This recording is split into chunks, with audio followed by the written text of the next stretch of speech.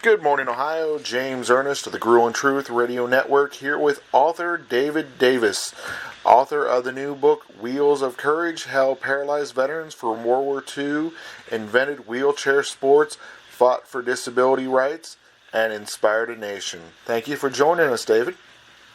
Thanks for having me on, James. Speaking of inspired, what inspired you to write the book? Well, it was really the name of one of the first wheelchair basketball teams that was formed by the Paralyzed vets, and the name of the team was the Rolling Devils, and that just caught my fancy, and I wanted to know all about that because I had, before doing any research on this subject, I had no idea where wheelchair sports and wheelchair basketball came from. And as it turned out, it came from paralyzed vets from World War II who, as they were rehabbing in the VA hospitals across the nation, started playing first informally and then as a sport, wheelchair basketball. And the Rolling Devils, as it turned out, they were one of the first teams ever created, and they were mostly Marines and Navy personnel who'd been injured during the war and were rehabbing in Corona, California, which is about 50, 60 miles east of Los Angeles. Oh, wow. So, so they were one of the first teams. About how many teams were there when they started out? Well, it sort of went one by one at the VA. What happened, James, after the war, because let me backtrack a second. Before World War II, if you were injured, paralyzed in battle, chances are you were going to die within about 18 months. They had no such thing as penicillin before World War II. They didn't have sulfa drugs to help with the body, to help heal the body. With World War II, you had these veterans who are now surviving the war. There are about 2,500 U.S. servicemen who came home who were paralyzed for life. And, the VA administrators and medical doctors and physical therapists said, what are we going to do with these guys? And so recreation and exercise was a new thing for people with paraplegia. And as the veterans sort of got into it and it helped them both physically, of course, but also mentally, adjusting to this new normal of their bodies, they started informally playing wheelchair basketball. And it started at two VA hospitals, one out here in Southern California in Van Nuys, and one in Framingham, Massachusetts. And then it just sort of spread organically to other VA hospitals. And up until about 1948-49, it was all veterans playing. They did start adding amputees as well. And then after that, it started to spread as the veterans left the hospitals and, went back to start their lives again after the war. There would be hometown teams in Jersey and New Jersey or Kansas City, St. Louis, that sort of thing. Wow.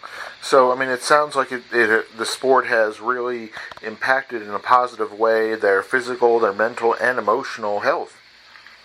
Absolutely. And, you put yourself, I guess, in that position. You're a young man, you're in the Army, fighting for, the United States, either in Europe against Hitler and Nazi Germany, or you're in the Pacific Theater battling the Japanese, and you have this life-changing injury. And when you come home, there was a lot of, what we call today PTSD and some depression and that sort of thing. And one of the ways that helped some of the veterans was to get back to a quote-unquote normal life, like playing sports. A lot of these young men had played service ball or played high school ball or college ball, and this was a way to sort of help them as they adjusted to this new normal. So how did wheelchair sports change the way people view the disabled? Yeah, well, before World War II, people with paraplegic, the the ones who survived were often shunted off to institutions. They were kept isolated, maybe in a family home. The wheelchairs that were used back then were behemoths. I mean, they were all wooden wheelchairs that you couldn't really take people anywhere with them. They couldn't travel. There was also a lot of stigma about disability, and you may know this story, or some of your listeners may know the story, which is true of Franklin Delano Roosevelt, our president from 1932 to 1945, had polio as a young man and was in a wheelchair, but he took great pains to avoid being photographed and seen in public in a wheelchair. So there was a vast stigma around disability, and in particular with wheelchairs. What was interesting to find out was these gentlemen, the veterans, playing basketball, they're out in the public. And it was a major thing to see these guys. Either they were playing other veterans teams, or they would play pro and top-ranked college basketball teams who would borrow wheelchairs for the occasion. So I write about a famous game that took place in Madison Square Garden. You had 15,000 people watching these guys. Oh, wow. And two weeks later, one of the veterans is on the cover of Newsweek magazine. And so it was a way to show the world, the media, and also the medical community, hey, rehabilitation works. And these guys are out there playing an exciting, exacting brand of basketball, and at the same time, they can actually beat the able-bodied players who are borrowing wheelchairs for the occasion. So it was a great boost for morale, and it showed the public, people, that you're not confined to a wheelchair. We use that expression, you're confined to a wheelchair. That's totally wrong. Wheelchair helps you be accessible and to get around. One of the veterans I write about, I mean, he lived all over the world. He lived in Hawaii, he lived in Mexico, lived in Texas. A wheelchair didn't stop him. A wheelchair helped him move and enjoy the life that he wanted to live. Speaking of that, who are the main characters in the book? Yeah, it sort of shifts around. I start the book talking about the veterans themselves and their war experiences, one of whom was a guy named Johnny Winterhaller.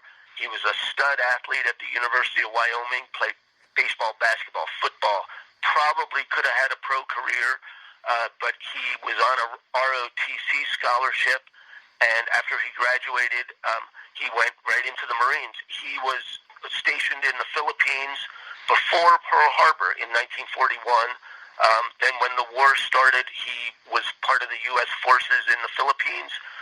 Unfortunately, he was captured along with many others on the island of Corregidor, an infamous island now in World War II history. He was shuttled among various POW camps in the Philippines. His body wasted away because of lack of nutrition and medical care. And by the time he came home in 1945, he was down, this great athlete was down to about 110 pounds, 120 pounds, and his body had wasted away, and he was paralyzed. So that was one of the gentlemen I write about. And he ended up, by the way, on the Rolling Devils team. Another one was Gene Fessenmeyer, who I mentioned before, living all over the world. Gene was an Iowa farm boy who was eager to fight. He joined the Marines the day after his high school graduation. He was being trained to be part of the invasion force of the Japanese home islands if President Truman had not decided to drop the atomic bomb. There may have been an invasion of the home islands, and he was being trained for that. Before that happened, and of course it didn't happen, but he was involved in Okinawa, and he was shot by a Japanese sniper, and again survived, came back to the States weighing about 80 pounds, and joined the Rolling Devils, and then lived all over the world. The other gentleman I write about is Stan Danadell. Stan was in the Army. He was stationed in Europe and involved in the Battle of the Bulge in 1945. and then in sort of the mop-up duty as the United States rolled through Austria and into Germany, he was shot in the back in the waning days of the war. Again, returned home barely alive. He helped form the first wheelchair basketball team, which was at Birmingham Hospital in Van Nuys, California. And Stan used the GI Bill to go back to school. He went to UCLA, earned his MBA, and always had a job in banking for the rest of his life, and fought for disability rights his whole life. How big of an impact did their doctor play in the way medical communities treat disabled patients? It's an excellent question, and the doctors are sort of, the secondary characters in the book, in the sense that they recognize that the old way of treating paraplegia was wrong and was only leading to certain death.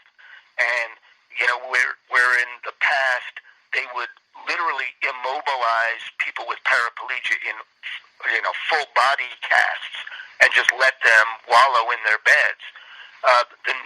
This new generation of doctors, many of them neurosurgeons or neurologists, said, no, we're going to get these guys up and moving. We're going to motivate them to live, and whether it's recreation, training for jobs, vocational, we want these guys to have a full life. And that includes, by the way, raising a family, getting married, having a full-time job. And so the doctors, pushed the veterans to get better. In a sense, they were they were guinea pigs for the doctors to see what would work and what happens to the body with paraplegia. Because now you had a large cohort of young men who had survived, and so you could study what's going to happen with certain nerves or what's not going to happen with certain nerves. So they work together, in a sense, the veterans and the doctors and the physical therapists. So how did the events in this book help to influence and change the laws? Well, it was the paralyzed veterans, when they came back, they realized that they were a little bit different than some of the other veterans. And so you had, VFW and all sorts of organizations that help veterans, and they're all great groups. These guys formed their own group, and it's called the Paralyzed Veterans of America, PVA. They still exist. It's an excellent organization to help wounded, veterans who were paralyzed during the war. What they did was to lobby Congress. Every time, by the way, the Flying Wheels out of Van Nuys would go on a barnstorming tour every year. They'd play the other veterans teams. Every year they'd come to Washington, D.C., and they would lobby politicians for rights. And one of the things they got, for instance, was housing. There was a benefit that they could get a certain amount of money to build an accessible home. In other words, with ramps, with widened doorways, with bathrooms that they could wheel their wheelchair in and use, and so forth. I mean, this is sort of the beginning of the era of, wait a second, we need some help getting around, because this makes everything better. This makes our society better. This makes us able to access society. We don't want to sit at home and do nothing. We want to be a vibrant part of the society. We want to go to our jobs, that sort of thing. So that's where that comes in terms of lobbying for disability rights. And eventually, they expanded just beyond veterans. Obviously, their main concern are veterans, but they allied with other groups fighting for disability rights, and leading up to, of course, the ADA in 1990. So who is the target audience for the book? Is it more of a history or more of a sports fan? It's a good question. It's a hybrid, I guess. If you're into World War II history, it's an interesting read. I think if you're into basketball and sports, it's a part of sports world and universe that maybe you didn't know something about. And I think it's also just an inspirational story for at a time when in World War II, when these guys came home, it was a time of unity in this country. I think it's fair to say, not completely, but it's fair to say that we had triumphed over Hitler. We had defeated the Japanese. We'd done a good job, and we were intact. And when the veterans came home, they were greeted with approval and acclaim by the general public. And I think that's a nice message to send across these days. Well, before we let you go, we're on social media, we're on the web. Where can our listeners find out more about you and your book? Well, thank you for asking that. People can go to my website. It's www.ddavisla.com, as in David Davis. I live in Los Angeles. And you can read about the book, and you can read about my previous work and my journalism and a little bit of background, and see some photos of the veterans. And I think it's. Obviously, this was time for the Paralympics of 2020. They were, of course, postponed to next year. Mm-hmm. So maybe this will give you a taste of the history of how the Paralympics came to be. Through these veterans, both here in the States and in England. Nice. Yeah, I was going to say, we've had several of them on our show, from the wheelchair basketball to, the goalball was another interesting one, that we had on the show. And, definitely some great sports and some really great athletes and some great people that participate in those sports. Thank you, David, for joining us today. Thanks so much for having me, James. Really appreciate it. It was my pleasure. Take care.